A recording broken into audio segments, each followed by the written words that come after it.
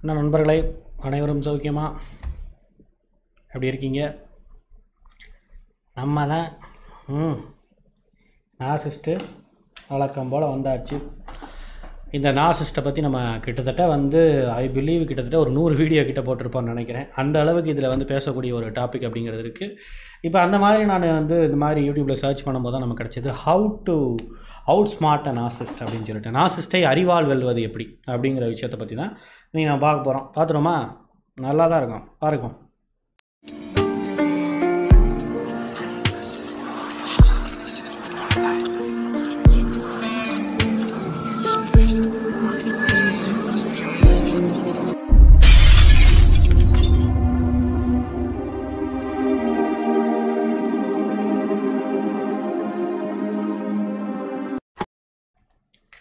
Welcome to the Human Expert Tamil. I am your Rajkumar Pandian, psychologist.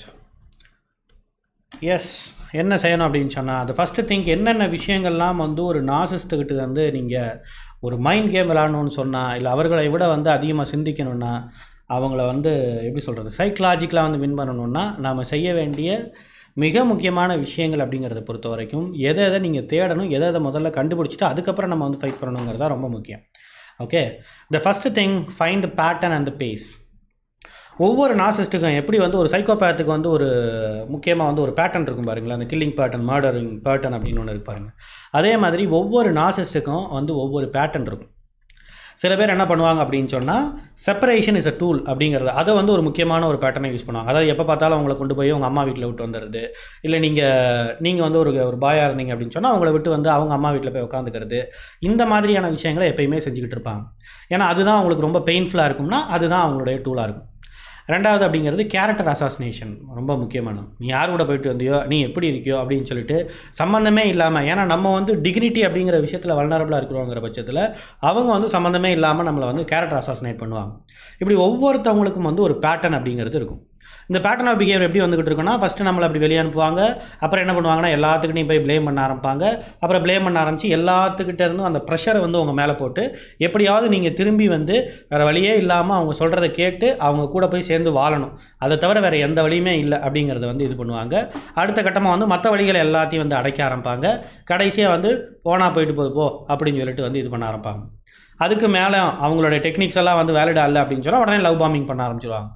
நம்ம ஒரு காலத்தில் எப்படி இருந்தோம், நாம் எப்படியெல்லாம் நடந்துக்கிட்டோம், உங்கள் அம்மா அப்பா மட்டும் வராமல் இருந்தால் இந்த மாதிரி பிரச்சனைலாம் வந்திருக்குமா அப்படி இப்படின்னு சம்மந்தமே இல்லாமல் அவங்கள ப்ளேம் பண்ணி அப்படியே கொஞ்சம் கொஞ்சமாக லவ் பாம்பிங் பண்ண இருப்பாங்க. ஸோ லவ் பாம்பிங் பண்ணிக்கிட்டே வருவாங்க. அப்படியே கிட்ட வந்தோடனே நம்மக்கிட்ட ஆயிரம்தான் இருந்தாலும் நீ பண்ணதானே தப்பு, நீ தானே சாரி கேட்கணும் அப்படின்னு சொல்லிட்டு ஆரம்பிப்பாங்க. ஸோ இப்படியே ஒவ்வொரு விதமான பேட்டர்ன் அப்படிங்கிற விஷயங்கள் அப்படிங்கிறது இருக்கும். ஸோ இந்த சைக்கிளை நீங்கள் கண்டுபிடிக்கணும்.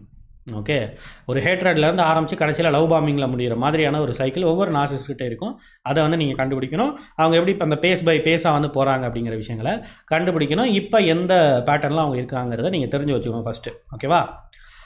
ரெண்டாவது விஷயம் அப்படிங்கிறத பொறுத்த வரைக்கும், find the targeted manipulation. Yes, எந்த விஷயத்தை எக்ஸாக்டாக நம்மக்கிட்ட இருந்து டார்கெட் பண்ணி அவங்க அடிக்கிறாங்கங்கிற விஷயங்கள் நம்ம தெரிஞ்சுக்கணும். அவங்களுடைய டார்கெட் என்ன இப்போ அப்படின்னு சொல்லிட்டு, நம்மளுடைய அம்மா அப்பா தான் டார்கெட்டா, இல்லை நம்மளோட குழந்தைங்க அவங்களுடைய டார்கெட்டா, இல்லை நம்மளோட டிக்னிட்டிங்கிறது டார்கெட்டா, இப்படி அவங்க எந்த ஒரு விஷயத்தை டார்கெட் பண்ணி அவங்க நம்மளை மேனிப்புலேட் பண்ணுறாங்க, எந்த ஒரு விஷயத்துக்கு நம்மளை நகர்த்திக்கிட்டே இருக்கிறாங்க, எந்த ஒரு கட்டத்துக்கு நம்மளை நகர்த்திக்கிட்டே இருக்கிறாங்கிறத we need to understand. Okay, find their blind spot. அவங்க இதெல்லாம் பண்ணிக்கிட்டு இருக்கும் பொழுது ரொம்ப முக்கியமாக நான் புரிஞ்சிக்க வேண்டியது, அவங்களுக்கு தெரியாத சில பிளைண்ட் ஸ்பாட்டும் நம்மளுடைய வாழ்க்கையில் இருக்கும். இல்லை, அவங்களுக்கு தெரியாமல் நமக்கு ஒரு சப்போர்ட் சிஸ்டம் அப்படிங்கிறது இருக்கலாம். அவங்களுக்கு தெரியாமல் நம்மளோட ரிலேட்டிவ்ஸ் யாராவது ஒருத்தவங்க நமக்கு சப்போர்ட் பண்ணுறதுக்கு ரெடியாக இருக்கலாம். இதெல்லாம் அவங்களுக்கு தெரியாமல் இருக்கலாம். ஈவன் இந்த மாதிரி வீடியோ பார்க்குறதுங்கிறது கூட அவங்களுக்கு ஒரு சப்போர்ட் சிஸ்டம் தான் நமக்கு, இதெல்லாம் அவங்களுக்கு கூட தெரியாமல் இருக்கலாம். ஸோ இப்படி அந்த பிளைண்ட் ஸ்பாட் எது அப்படிங்கிறது நம்ம அண்டர்ஸ்டாண்ட் பண்ணணும். It's a matter. ஓகே, அந்த பிளைண்ட் ஸ்பாட் எதுங்கிறத அண்டர்ஸ்டாண்ட் பண்ணால் தான் நமக்கு அது ஃப்யூச்சரில் ரொம்ப ரொம்ப முக்கியமாக அது நமக்கு ஒரு என்ன சொல்கிறது, ஒரு சப்போர்ட் சிஸ்டம் மாதிரி இருக்கும். ஏன்னா அங்கே தான் அவங்க மேக்ஸிமம் கை வைக்க மாட்டாங்க. ஸோ அதை வச்சு வி கேன் ப்ளே. ஓகே, ஆனால் அது கூடிய சீக்கிரத்தில் தெரிய வந்துடும். இருந்தாலும் அந்த ஒரு விஷயங்களை பார்த்து வச்சுக்கிட்டு அதுக்குள்ளே நம்ம என்ன பண்ணணும்னா, நம்மளை ஸ்ட்ரென்தன் பண்ணிக்கிறதுக்கு ஆன வழிகளை பார்க்கணும். ஏன்னா அங்கே தான் டச் பண்ணாமல் இருப்பாங்க இல்லையா? ஸோ தட் அதில் நம்மளை ஸ்ட்ரென்தன் பண்ணிக்கிறதுக்கு வழிகள் பார்க்கணும். Okay, and yes, the find their vulnerable spot. அவங்களோட லிமிட்டேஷன் ஒன்று இருக்குல்ல, பிளைண்ட் ஸ்பாட் அப்படிங்கிறத விட அவங்களுடைய வல்னரபிள் பார்ட்டுங்கிறது இருக்குல்ல, எந்த ஒரு விஷயத்தை வந்து ஒரு நார்சிசிஸ்ட் கிட்ட நீங்கள் பேசும்போது அதுக்கு மேலே அவங்க ஆர்கியூமெண்ட் பண்ணாமல் அப்படியே அமைதியாக போகிறாங்களோ அதுதான் அவங்களுடைய vulnerable spot, which is very very important. எங்கே ஒரு விஷயத்தில் அவங்க அப்படியே லாஜிக்கலாக அவங்கள ப்ரூவ் பண்ண முடியாமல் அப்படியே திணறாங்களோ அதுதான் அவங்களுடைய வல்னரபிள் ஸ்பாட். எந்த ஒரு விஷயம் நடந்துடக்கூடாது அப்படிங்கிறதுக்காக முதலையே வந்து உங்கள் மேலே அதை ப்ளேம் பண்ணி வைக்கிறாங்களோ அதுதான் வந்து அவங்களுடைய vulnerable spot. For an example, அவங்க என்ன பண்ணாருமோ நம்மளை வந்து ஒரு நார்சிஸ் மாதிரி போர்ட்ரேட் பண்ணி உனக்கு வந்து சைக்கலாஜிக்கலாக பிரச்சனை இருக்குது அப்படின்னு சொல்லிட்டு போர்ட்ரேட் பண்ணுறாங்கன்னா ஆக்சுவலி அதுதான் அவங்களுடைய வல்னரபிள் ஸ்பாட். ஏன்னா எங்கே வந்து இந்த மாதிரி நாலேஜ் ஓரியன்டாக நம்ம அவங்கள ப்ரூவ் பண்ணிடுவோமோங்கிறதுக்காக முதலே அட்வான்ஸாக நம்மளை என்ன பண்ணிக்கிறது, இந்த மாதிரி ஒரு விஷயங்களில் இது பண்ணிக்கிறது. அப்படி அவங்களுடைய வல்னரபிள் ஸ்பாட் எதுங்கிறத ஃபைண்ட் அவுட் பண்ணுங்கள், which is very very important thing.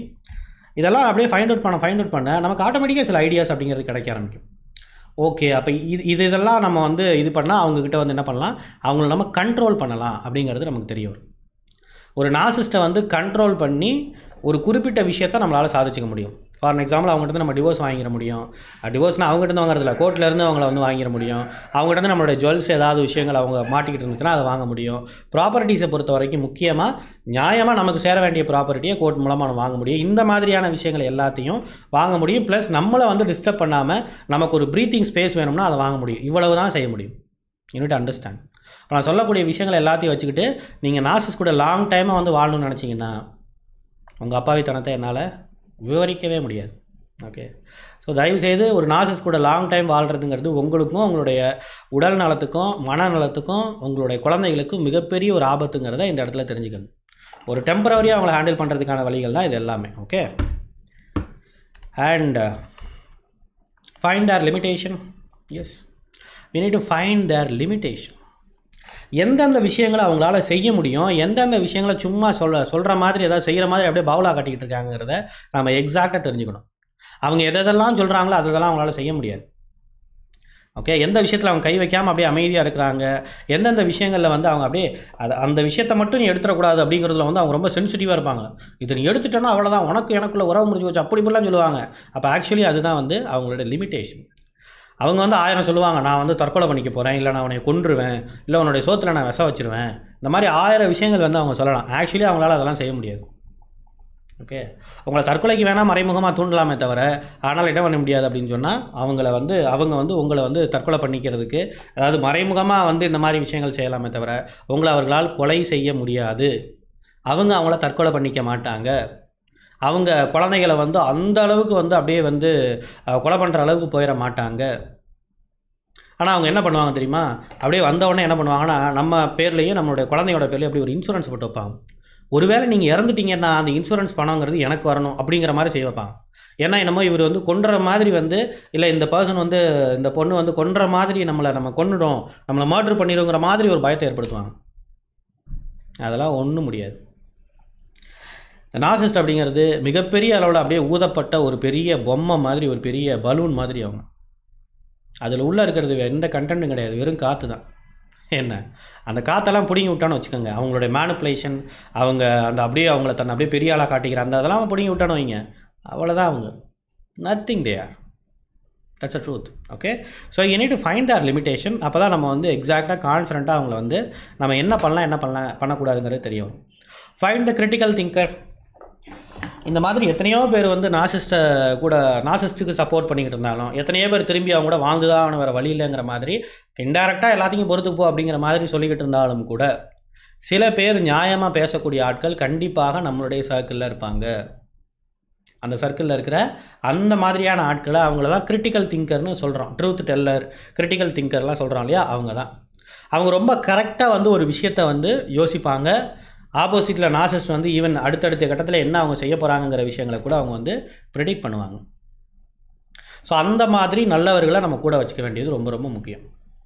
அவங்க கூட தொடர்ந்து இன்ட்ராக்ஷன் வச்சுக்கிட்டே இருக்கும்போது ஆட்டோமேட்டிக்காக வந்து என்ன ஆகும் அப்படின்னு சொன்னால் நமக்கு சில விஷயங்கள் அப்படிங்கிறது ரொம்ப எக்ஸாக்டாக தெரிய வரும். 4 மணிக்கு அவங்க நமக்கு ஒரு சப்போர்ட்டிவான ஒரு ஆளாகவும் நமக்கு இருப்பாங்க, இந்த நார்சிஸ்ட்டை விட்டு நம்ம வெளில வரணும்னு நினைக்கும்போது. ஓகே, அவங்கள ஹேண்டில் பண்ணணும்னு நினைக்கும்போது. That's a matter.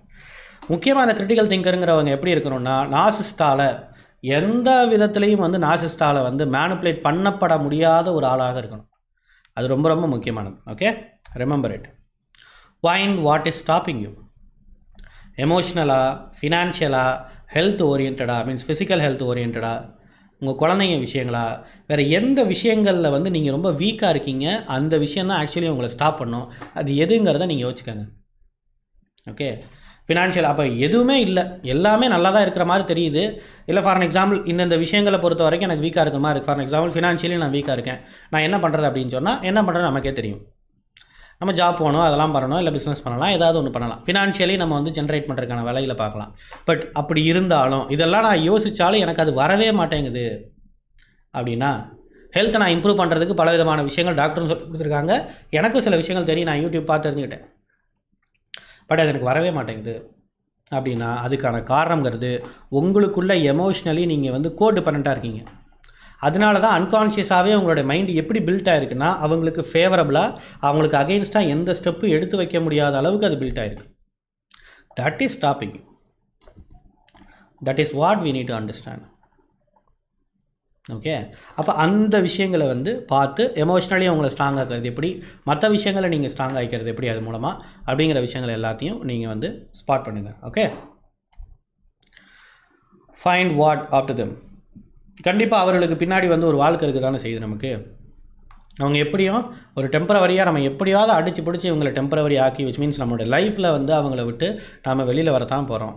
அப்படி வெளியில் வந்ததுக்கப்புறம் நம்ம என்ன பண்ண போகிறோங்கிறத இப்போ இருந்தே நீங்கள் முடிவு பண்ணி வைங்க. அது ஒரு கோலாக நீங்கள் செட் பண்ணி வைங்க, என்ன பண்ண போகிறோம். ஏன்னா இவங்க வந்து தெரிஞ்சோ தெரியாமலோ நமக்கு பலவிதமான ஒரு எமோஷனல் ஓரியன்டாக அட்லீஸ்ட் ஒரு ஹஸ்பண்டாக ஒரு ஒய்ஃபாக வந்து சில சப்போர்ட்டை வந்து நம்ம கொடுத்துருப்பாங்க இல்லையா. அந்த சப்போர்ட் இல்லாமல் நம்ம எப்படி வந்து வாழ போகிறோம், இந்த சொசைட்டியில் நம்ம எப்படி வாழ போகிறோம், அந்த மாதிரியான விஷயங்கள் எல்லாத்தையும் கால்குலேட் பண்ணி அவங்களுக்கு அப்புறம் நம்மளோட லைஃப் எப்படி இருக்குங்கிறத இப்போயே நீங்கள் முடிவு பண்ணி வைங்க. அப்போ தான் அது உங்களுக்கு ஒரு கான்ஃபிடென்ட்டாக கொடுக்கும். That's a matter. Okay, find the possibility of surviving in mind. Find the possibility of survive. பலவிதமான சான்சஸ் அப்படிங்கிற ஒரு ஆப்பர்ச்சுனிட்டிஸ் என்னென்ன விஷயங்கள் அப்படிங்கிறது இவங்களுக்கு அகெயின்ஸ்டாக நாமளை வந்து சர்வை பண்ண வைக்குது. ஏன்னா இந்த மிட் இருக்குது பாருங்கள், இந்த அந்த மிட்டில், அதாவது நீங்கள் இவங்களை எதுக்க ஆரம்பிக்கிறதுலேருந்து தொடங்கி நீங்கள் டிவோர்ஸ்லேருந்து எமோஷனலி ஒட்டுமொத்தமாக நீங்கள் வெளில வர்றது, அந்த ஒரு கேப் இருக்குது பாருங்கள். அந்த கேப்பில் வந்து நீங்கள் என்ன பண்ணுறதுங்கிற அந்த சர்வைவிங் மோடை வந்து நீங்கள் எப்பயும் வந்து ரொம்ப சரியாக வச்சுருங்க. விச் மீன்ஸ் அதுக்குள்ளே இவங்க என்னென்னலாம் பண்ணுவாங்க, இப்போ நான் சொன்னது மாதிரி தான், என்னென்னலாம் பண்ணுவாங்க, அவங்களோட லிமிட்டேஷன்லாம் எப்படி இருக்கும், அவங்கள எப்படி ஹேண்டில் பண்ண போகிறோங்கிறத ப்ராப்பர் பிளான் அப்படிங்கிறது உங்கள்கிட்ட கண்டிப்பாக இருக்கணும். ஓகே, அதெல்லாம் யோசிச்சு பாருங்கள். Find experts. ஃபினான்ஷியல் ஓரியன்டாக, ப்ராப்பர்ட்டி ஓரியன்டாக, இந்த மாதிரி விஷயங்கள்லாம் வந்து ஃபினான்ஷியலி நம்ம எப்படி ஸ்ட்ராங் ஆகிறதுங்க சார்ட்டர்ட் அக்கௌண்ட் தெரிஞ்சுக்கலாம். அண்டு முக்கியமாக லாயர்ஸ் இருக்காங்க, அட்வொகேட் இருக்காங்க இல்லையா, அவங்கெல்லாம் இருக்கிறாங்க. ஸோ எப்படி வந்து லீகல் சப்போர்ட் வந்து நம்ம கிளைம் பண்ணுறது, சைக்காலஜிஸ்ட் இருக்காங்க, எப்படி எமோஷ்னலி நம்ம ஸ்ட்ராங் பண்ணிக்கிறது, இந்த மாதிரி வந்து எக்ஸ்பர்ட்டை என்றைக்குமே உங்களோட வாழ்க்கையில் ஒரு அங்கமாக என்றைக்கு நீங்கள் அமைச்சிக்கோங்க. எப்போயும் நமக்கு ஒரு ஹெல்ப் அப்படின்னா டக்குன்னு வந்து அவங்களோட அப்பாயின்மெண்ட்டுங்கிறதெல்லாம் கிடைக்கணும். அந்த அளவுக்கு வந்து ஒரு விஷயங்கள் அப்படிங்கிறது அவங்ககிட்ட ஒரு கண்டினியூஸாக, இப்போ ஃபார் எக்ஸாம்பிள் சைக்காலஜி இருக்காங்களா, அவங்க கூட கண்டினியூஸாக தெரப்பி எடுத்துக்கிறது, அட்வொகேட் அண்ட் சார்ட்டர்ட் அக்கௌண்டெல்லாம் கண்டினியூஸ் ஒரு டச்சில் இருக்கிறது, இந்த மாதிரியான விஷயங்கள் எல்லாத்தையும் கொஞ்சம் பார்த்துக்கோங்க. It's matter. ஓகே, ஈவன் இப்போ நீங்கள் பிஸ்னஸில் இருந்தீங்கன்னா பிஸ்னஸினுடைய எக்ஸ்பர்ட் இருக்காங்க இல்லையா, கன்சல்டேஷன் ஓரியன்டாக நிறைய கன்சல்டன்ட் இருக்காங்க அவங்க, அப்புறம் பிஸ்னஸ்க்குள்ளே இருக்கக்கூடிய நம்பிக்கையான ஆட்கள், அதில் எக்ஸ்பர்ட்லாம் இருப்பாங்க இல்லையா, அந்த மாதிரியான ஆட்கள், அவங்களோட சப்போர்ட்டை என்றைக்கு வந்து அப்படியே ஹோல்டில் வச்சுக்கோங்க, which is very very important thing. Okay, இது ஓரியன்டாக இந்த மாதிரியான விஷயங்கள்லாம் நீங்கள் வச்சுக்கிட்டிங்கன்னா அதுக்கப்புறம் நீங்கள் விளையாட ஆரம்பிக்கலாம். இப்போ நான் சொன்ன விஷயங்கள் எல்லாத்தையும் வச்சு திங்க் பண்ணி பார்க்கும்போது உங்களுக்கு சில ஐடியாஸ் தோணும்.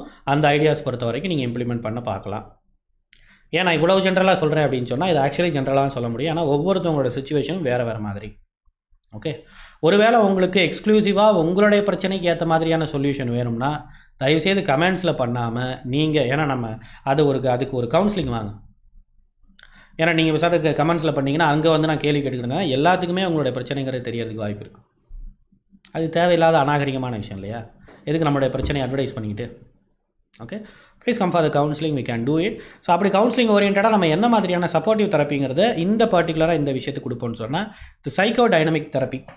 இந்த சைக்கோ டைனமிக் தெரப்பியில் என்னென்ன விஷயங்களை நம்ம கவர் பண்ணுவோம் அப்படின்னு சொன்னால், முக்கியமாக நம்ம எமோஷ்னலி நமக்கு ஒரு கிளாரிட்டி வரணும், லாஜிக்கலாக நம்ம யோசிக்க ஆரம்பிக்கணும், எமோஷ்னலி நம்ம ஸ்ட்ராங் ஆகணும், ஃப்யூச்சரை பற்றியான ஒரு திங்கிங்கும் நமக்கு நல்லா வரணும், கோடிபெண்டன்சியெல்லாம் நம்மகிட்டேருந்து எடுக்கப்படணும். இதை மாதிரி விஷயங்கள்லாம் இருக்குல்ல, இதுக்கு வந்து சைக்கோ டைனமிக் தெரப்பியில் என்ன மாதிரியான ஹெல்ப்லாம் இருக்குது அப்படின்னு சொன்னால், இந்த பிஹேவியர் அண்ட் திங்கிங் அனலைசிஸ் இருக்கும். உங்களுடைய பிஹேவியர், உங்களுடைய எமோஷன்ஸ், அதுக்கு பின்னாடி இருக்கக்கூடிய காரணங்கள் என்ன, ஏன் நம்ம இப்படி யோசிக்கிறோம், ஏன் நம்மளால் லாஜிக்காக யோசிக்க முடியல, இந்த மாதிரியான விஷயங்கள் எல்லாம் இருக்கும். அந்த ட்ரீம் அனலைசிஸ்ங்கிறது கண்டிப்பாக இருக்கும். ஓகே, உங்களுடைய ட்ரீம், ரீசெண்ட் டைமில் நடக்கக்கூடிய ட்ரீம்ஸ், அந்த ட்ரீம் வந்து உங்களுடைய மனசுக்கிட்ட என்ன சொல்ல வருது, விச் மீன்ஸ் உங்கள் மனசு உங்ககிட்ட என்ன சொல்ல வருது அப்படிங்கிறது வந்து ரொம்ப தெளிவாக இருக்கும். அந்த சைல்டுஹுட் இன்ஃப்ளூயன்சஸ், எந்த மாதிரியான சைல்டுஹுட் ஓரியன்டான எமோஷன்ஸுங்கிறது அட் ப்ரெசன்ட் இஷ்யூஸில் வந்து அது இன்ஃப்ளூயன்ஸ் பண்ணுது அப்படிங்கிற விஷயங்கள். அந்த self reflection orient stuff. Yes, self ரிஃப்ளெக்ஷன்னா எப்படி நம்மளை நாமளே வந்து எந்த மாதிரியான ஒரு எமோஷனல் இன்டெலிஜென்ட்டை வளர்த்துக்கிறது, நம்மளுடைய பிஹேவியருக்கான என்னென்ன காரணங்கள்ங்கிறது தெரிஞ்சுக்கிறது, அந்த மாதிரியான விஷயங்கள்லாம் அந்த சைக்கோடைனமிக் தெரப்பியில் இருக்கும். Which means it's counselling therapy. இது 1 hour அப்படிங்கிறது வந்து இருக்கும். And group therapy also we have. அந்த மாதிரியான விஷயங்கள் இருக்குது. அது சம்மந்தப்பட்ட டீட்டெயில்ஸை வந்து இதான் நம்ம அட்மிட் நம்பர், நீங்கள் தாராளமாக கான்டாக்ட் பண்ணி தெரிஞ்சுக்கோங்க. ஓகேவா?